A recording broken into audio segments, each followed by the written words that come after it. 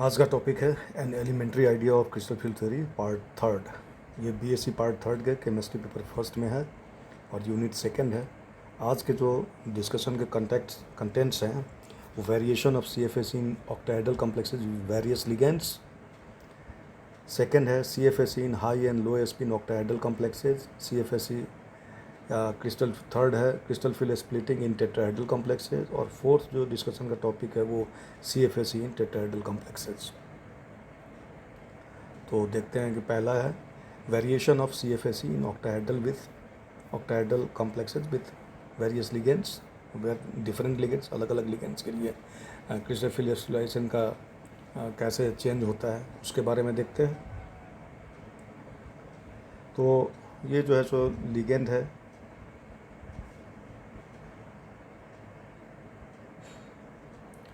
Delta octa का मतलब crystal field splitting parameter कैसे जो है सो वेरी करता है लिगेंड के साथ। जैसे हाई स्पिन है तो हाई स्पिन में अगर हम एग्जांपल है मैग्नीज MnS2 3 प्लस आयन है तो इसके लिए D5 सिस्टम है, D4 सिस्टम है। D4 सिस्टम मेटल आयन है और H2O क्या है, एक वीक लिगेंड है। तो वीक लिगेंड के कारण क्या होता है कि 3 इलेक्ट्रॉन तो नीचे रहते हैं T2G में और 1 इलेक्ट्रॉन ये ऊपर चले जाते हैं, क्योंकि डेल्टा वो यहाँ पे लेस देन P है। डेल्टा वो लेस देन P के कारण क्या होता है कि ये नीचे पेयर नहीं हो पाता है और ये जो है सो स्मॉल है, इसलिए ये डेल्टा वो जो है स्मॉल है, इसलिए एक इलेक्ट्रॉन ऊपर चला जाता है। तो it cost less energy to go to EG then to pair. कम एनर्जी लगता है ऊपर जाने में देन टू की पेयर के लिए, इसलिए क्या है ये हाई स्पिन कॉम्प्लेक्स है। उसका CFSE हम निकालेंगे अलग से। लो स्पिन के केस में क्या होता है कि लार्ज डेल्टा E हो जाता है, डेल्टा O लार्ज के कारण क्या है कि ये जो है सो इलेक्ट्रॉन ऊपर ना जा कर के इसी में पेयरिंग हो जाती है। तो डेल्टा वो ग्रेटर देन P है। और एग्जांपल हमारे लिए MnCN6 3 प्लस आयन है, ये भी T4 सिस्टम है और इसमें जो लार्ज डेल्टा वो ग्रेटर देन P है, तो इसलिए it cost more energy to go to EG then to pair. ज़्यादा एनर्जी लगेगा ऊपर जाने के लिए, इसलिए ये यहीं पे पेयरिंग हो जाती है। CFSE in high spin complexes. तो अभी हमने देखा कि कैसे ऑक्टाहेड्रल कॉम्प्लेक्स में अलग अलग लिगेंड के साथ जो है सो CFSE पैरामीटर जो डेल्टा ऑक्ट जो है सो ये कैसे वेरी करता है, तो इसको हम देखते हैं। और अब है हाई स्पिन कॉम्प्लेक्स है, उसमें CFSE कैसे निकालते हैं उसको। तो D7 कॉन्फ़िगरेशन के लिए हम देखते हैं D7 कोई आयन है, ट्रांजिशन मेटल आयन है, उसका कॉन्फ़िगरेशन देखते हैं। तो यहाँ पे तो डीजेनरेट है, डीजेनरेट एक एनर्जी लेवल पे, लेकिन जैसे स्प्लिटिंग होती है तो अगर ये जो है सो हाई स्पिन है तो हाई स्पिन में क्या होगा कि 5 इलेक्ट्रॉन तो दोनों में बढ़ जाएंगे। उसके बाद नेक्स्ट जो 2 इलेक्ट्रॉन आएंगे वो दोनों इसी में पेयरिंग होगी T2G ऑर्बिटल में। तो CFSE अगर हम निकालना चाहें तो क्या होगा, 5 electrons stabilised by -0.4 delta octa, -2 electrons destabilised by -0.6 delta octa. तो अब इसको जैसे हम देखेंगे तो 5 इंटू -0.4 500 का 20 -2.0 ऑक्टा प्लस अब इसमें जो है सो क्या होगा, ऊपर की तरफ जो है सो 0.6 डेल्टा ऑक्टा है, इससे डीस्टेबलाइज हो रहा है, तो इससे मल्टीप्लाई कर देंगे तो ये हो जाएगा +1.2 ऑक्टा। तो इन दोनों को जोड़ेंगे तो -0 ऑक्टा से ये स्टेबलाइज हो जा रहा है। तो इसमें हम देखते हैं since delta octa can very between 100 to 400 kilo joule per mole, SCC bond is 350 kilo joule.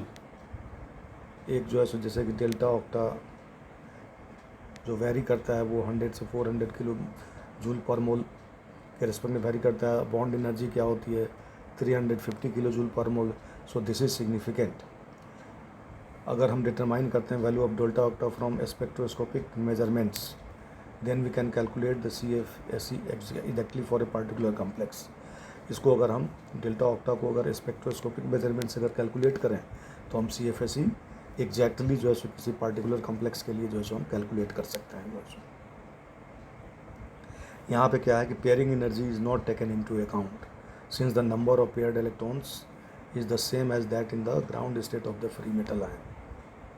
जितना ग्राउंड स्टेट में फ्री मेटल आयन में जो है सो उतना ही नंबर ऑफ पेयर्ड इलेक्ट्रॉन जो है सो हमारे इसमें है, स्प्लिटिंग के बाद भी है, तो इसलिए हम पेयरिंग एनर्जी जो है सो यहाँ पे काउंट नहीं करते हैं। अब नेक्स्ट है CFSE इन लो स्पिन कॉम्प्लेक्सेज। CFSE इन लो स्पिन कॉम्प्लेक्सेज, तो फिर D7 लो स्पिन कॉम्प्लेक्स देखते हैं। तो इसमें क्या होगा कि 1 2 3 तो ये भर जाएंगे, और नेक्स्ट जो है सो इलेक्ट्रॉन जो है सो एक एक करके फिर पेयरिंग हो जाएगी, और एक इलेक्ट्रॉन जो होगा वो बाद में जो है सो EG पे जो है सो EG में चला जाता है। तो ये जो है सो लो स्पिन कॉम्प्लेक्स के लिए जो है सो हम CFSE कैलकुलेट करते हैं। CFSE 7 इलेक्ट्रॉन्स का 6 electrons stabilised by -0.4 delta octa plus 1 electron destabilised by इतना प्लस P, यहाँ पे प्लस P जो है पेयरिंग एनर्जी यहाँ पे हम देखते हैं, P को हम ऐड करेंगे जो है। तो ये हो जाएगा -2.4 delta octa 6 into -0.4 -0.4 delta octa plus 0.6 delta octa plus P। तो यहाँ पे जो वैल्यू आ गया -1.8 डेल्टा ऑक्टा प्लस P। यहाँ पे क्या करते हैं कि हम पेयरिंग एनर्जी को ऐड करते हैं, since it will take some energy to pair up one extra group of electrons. थोड़ा सा एनर्जी इसको देना पड़ेगा तभी जो है सो ये पेयर अप होंगे, तो एक एक्स्ट्रा ग्रुप ऑफ इलेक्ट्रॉन्स के लिए, इसलिए यहाँ पे प्लस P हम ऐड करते हैं। This looks the most stable configuration but we have then to take into consideration the pairing energy P। यहाँ पे हम पेयरिंग एनर्जी P को जो है सो कंसिडर करना पड़ेगा। For many complexes the perfect fit for 6 ligands around the metal ion but not always. ये जो है सो परफेक्टली फिट करता है 6 लिगेंड्स मेटल आयन के लिए, लेकिन हमेशा ऑलवेज ये नहीं होता इस तरह का। अब हम टेट्राहेड्रल कॉम्प्लेक्स को डिस्कस करेंगे। Tetrahedral complex, d orbital splitting for tetrahedral complex. एक क्यूब में एक ऑक्टाहेड्रन और टेट्राहेड्रन आपस में ज्योमेट्रिकली रिलेटेड है। Octahedral coordination results when ligands are placed in the centre of cube faces. Octahedral complex जो है ये रिजल्ट होता है कि अगर हम सेंटर ऑफ क्यूब फेसेज 1 2 3 4 5 यहाँ यहाँ यहाँ यहाँ यहाँ क्यूब फेसेस पे अगर हम लिगेंड को डालते हैं तो ऑक्टाहेड्रल कॉम्प्लेक्स रिजल्ट होता है। इसी तरह से अगर हम टेट्राहेड्रल कोऑर्डिनेशन को अगर हम देखें तो ligands are placed an alternate corners of a placed on alternate corners of a cube. तो ये एक कॉर्नर है, इसको छोड़ के इस पे आ जाते हैं, इसको छोड़ के इस पे आ जाते हैं, इसको छोड़ के इस पे आ जाते हैं। तो इस तरह से एक टेट्राहेड्रन जो है सो कोऑर्डिनेशन रिजल्ट होता है, tetrahedral coordination.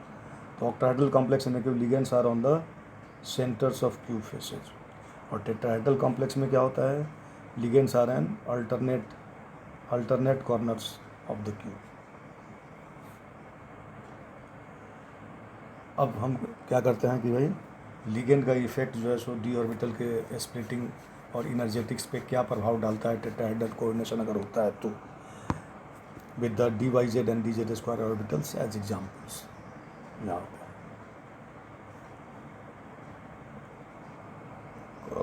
an electron in the DYZ orbital can approach the ligand to within a distance of a/w, where a is the cube edge length.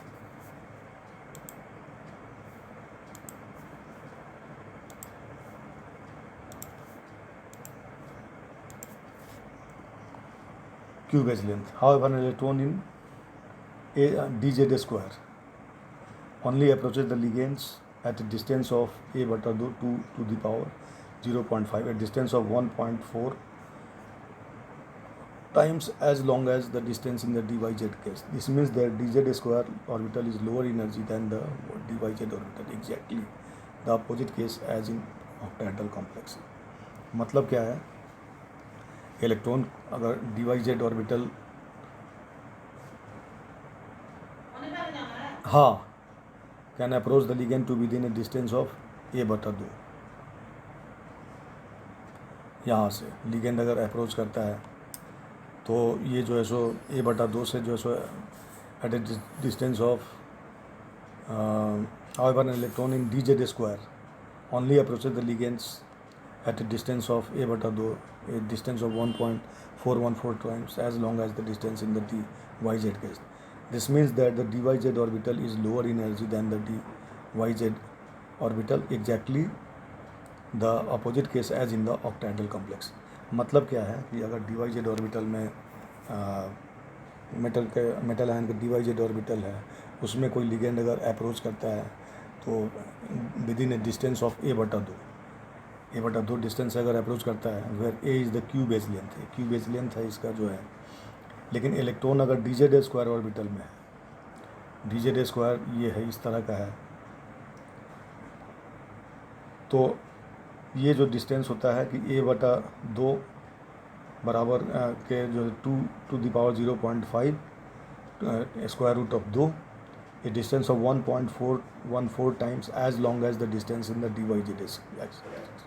तो मतलब लिगेंड जो मेटल आयन को अगर approach करता है dz square, तो वहाँ पे क्या होता है, डिस्टेंस हो जाता है 1.414 times as long as the distance in the dyz case. तो यहाँ पे क्या होगा, dz स्क्वायर जो है सो लोअर एनर्जी का होगा और dyz क्या होगा, अपर एनर्जी का होगा, exactly opposite case as in the octahedral case. तो इस तरह से हम यहाँ पे देखते हैं कि इस तरह से ये अप्रोच करता है, यहाँ पे इस तरह से अप्रोच कर रहा है. तो dyz ऑर्बिटल इन टेट्राहेड्रल को electrons in the orbital can approach with in the distance of a बटा 2 और 2 लिगेंड्स इलेक्ट्रॉन्स. और यहाँ पे क्या है कि dz स्क्वायर में अगर अप्रोच करता है तो further from the ligand than electron in dyz electrons. का मतलब क्या हुआ कि जो हमारा dyz इलेक्ट्रॉन्स है उसमें तो लिगेंड जो है सो मतलब नज़दीक रहता है, नज़दीक आ जाता है, तो उसमें रिपल्सन की मात्रा क्या हो जाएगी, बढ़ जाएगी. और dz स्क्वायर के एलोंग अगर अप्रोच करता है तो वो जो है सो मतलब थोड़ा सा जो है सो डिस्टेंस पर रह जाएगा, इसलिए इसमें रिपल्सन की मात्रा कम हो जाएगी, इसलिए इसकी एनर्जी लोअर हो जाएगी. तो आप देखते हैं splitting of d orbitals in tetrahedral complex. dx and z and dxy orbitals behave the same way as dyz, and dx square minus y square behaves the same way as dx square. तो dxz और dxy orbitals का behaviour जो है उसी तरह से होता है जैसे कि dyz का होता है, और dx का माइनस वाई स्क्वायर का बिहेवियर सेम होता है जैसे कि dxz का होता है. तो the resulting d orbital splitting diagram for tetrahedral coordination is the inverse of the diagram for octahedral complexes coordination as shown below. तो ठीक उसका अपोजिट साइड का जो है सो स्प्लिटिंग ऑर्डर हो जाता है. और यहाँ पे हम देखते हैं कि ये तो डीजेनरेट ऑर्बिटल है, और इसके बाद जो है सो ई सेट का जो होता है वो नीचे हो जाता है, और T2G सेट का जो है सो ऊपर होता है. T2G सेट में क्या होता है, T2 सेट में क्या होता है, dxy dxz and dyz orbitals are the T2 orbitals and they are higher in energy than the E orbitals dz square and dx square minus y square in tetrahedral coordination. ठीक उल्टा हो जाता है. और इसमें अगर बैरी सेंटर से अगर एनर्जी डिफरेंस देखें तो T/2/5 डेल्टा T तो ऊपर की तरफ रहता है डीस्टेबलाइजेशन, और -3/5 डेल्टा T होता है ये नीचे की तरफ. तो यहाँ पे जो स्टेबलाइजेशन होता है, तो the energy difference between the T2 and E orbital is called the tetrahedral splitting energy delta T. अब यहाँ पे क्या होता है कि नोट देखते हैं कि भाई यहाँ पे orbitals are level T2 and E. यहाँ पे G नहीं लगा पाते हैं, not T2G and EG. G refers to a geometry such as octahedral that has a centre of symmetry. G इस तरह की ज्योमेट्री को रेफ़र करता है जैसे कि ऑक्टाहेड्रल है, इसमें क्या होता है, सेंटर ऑफ सिमेट्री होती है। Tetrahedral geometry has no centre of symmetry, इसलिए यहाँ पे जी हम नहीं लिखते हैं, ENT2 लिखते हैं। अब हम देखें crystal field stabilisation in tetrahedral complexes. CFSE tetrahedral complex में हम देखें तो the tetrahedral complex field stabilisation energy is calculated the same way as the octahedral crystal field stabilization energy. The magnitude of the tetrahedral splitting energy is 4/9 of the splitting energy in case of octahedral complex. तो delta T is 4/9 delta O। मतलब क्या होता है, ligand का और metal ion D orbital का repulsive interaction ऐसा होता है जो कि डायरेक्टली नहीं होता है, तो इसलिए इतना ज़्यादा स्प्लिटिंग इसमें होती नहीं है जितना कि ऑक्टाहेड्रल में होता है। इसलिए ये जो वैल्यू कैलकुलेट किया गया है, ये जो है सो delta T equal to 4/9 delta O के बराबर होती है। As a result of the relatively small size of the tetrahedral splitting there are no low spin tetrahedral Ml4 complex. तो जब इसमें टेट्राहेड्रल स्प्लिटिंग का जो है सो अमाउंट जो है सो बहुत कम होता है, इसलिए यहाँ पे क्या होता है कि लो स्पिन टेट्राहेड्रल कॉम्प्लेक्स होता नहीं है इसमें। जितने ज़्यादा होता है वो सारे जो है सो हाई स्पिन कॉम्प्लेक्स ही होता है इसमें ज़्यादातर जो है सो। तो it is always more energetically favourable to put an electron into a T2 orbital rather than pair in an E orbital. तो यहाँ पे फेवरेबल में ये होता है कि T2 ऑर्बिटल में इलेक्ट्रॉन चला जाता है एज कंपेयर टू कि इसको हम E ऑर्बिटल में ही पेयरिंग करें। अब इसका CFSE हम टेट्राहेड्रल कोबाल्ट 2 कॉम्प्लेक्स के लिए हम देखते हैं। तो कोबाल्ट 2 का जो मेटल आयन है, इसका वैलेंस शेल कॉन्फ़िगरेशन है D7। ये एक D7 आयन है। तो D7 आयन टेट्राहेड्रल कॉम्प्लेक्स के लिए जो है सो हमारा फ्री आयन में क्या होगा, ये कॉन्फ़िगरेशन है D7।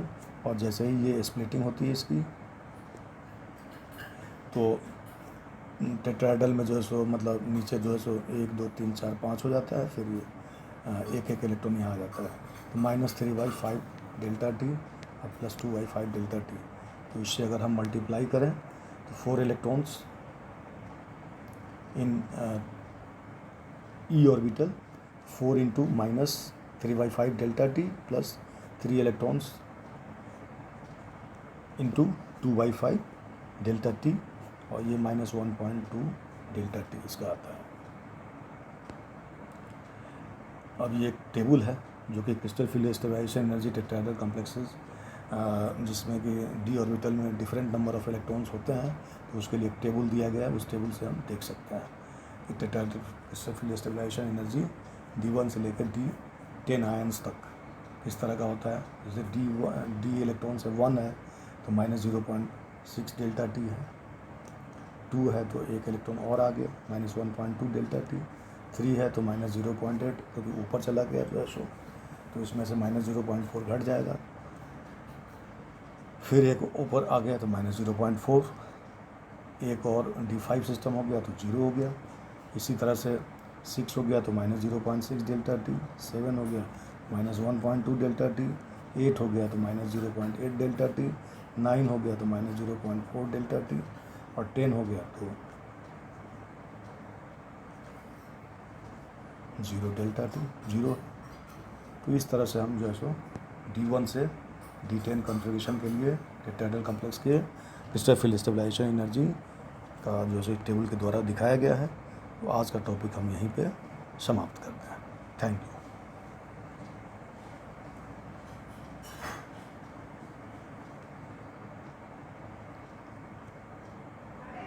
हाँ हाँ हाँ, निकाल दो।